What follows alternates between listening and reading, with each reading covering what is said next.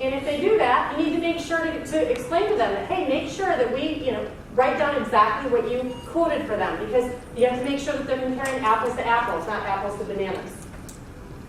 3, they perceive a difference in the products or the person, the location that they're buying from. They have trust and confidence in you. They're comfortable. They see value in the eyewear they're purchasing. The eyewear satisfies a specific need and improves their life. And last but not least, the price is fair. Did I say cheap? Did I say inexpensive? The price is fair. And this is in order of why they buy. Price is at the bottom. Price is at the bottom. So now let's talk about why people don't buy from us. Fear, right? They're scared of something, but what are they scared of? What's the cause of their fear? And then 2, in terms of communication, the overall theme of this meeting, what can we do to help eliminate the fears? Last but not least, when we figure out how to do this, we have to also ask ourselves, based on the policies and the procedures that we have in our locations, how much risk are we asking our patients to take when they do buy eyewear from us? So let's first start with the most basic explanation. What is fear? Fear is a lack of trust or confidence in either the product, the service, the company, the eye care professional, or sometimes it has nothing to do with us. Sometimes it has to do with them. Sometimes they don't have enough confidence in themselves to make the decision. So we have to know what to listen for and how to react and respond in order to handle this. So here are the most common fears of buying. In order, number 1, biggest reason people don't buy is they don't feel they need it. Number 2, they think they can get it cheaper somewhere else.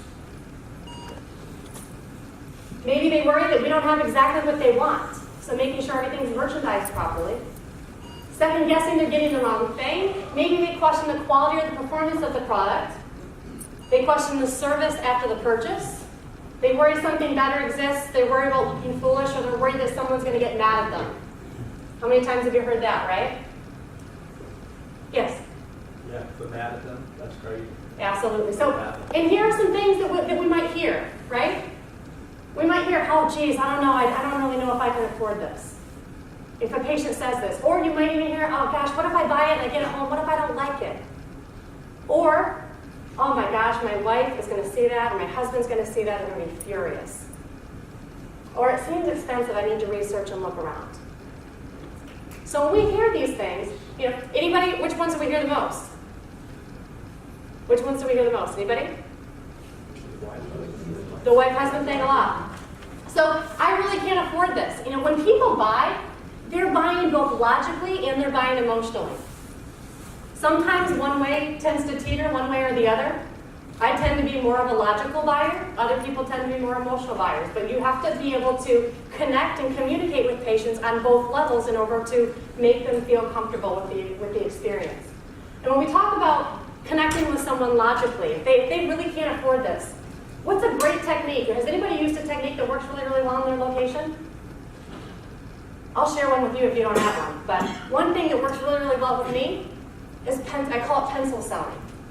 So if we know exactly how much we're asking them to spend, I never use the word price. I never use the word cost. I use the word investment. I eliminate all of the words from my vocabulary because eyewear is an investment, right? It's an investment in yourself because this is going to help make a first impression.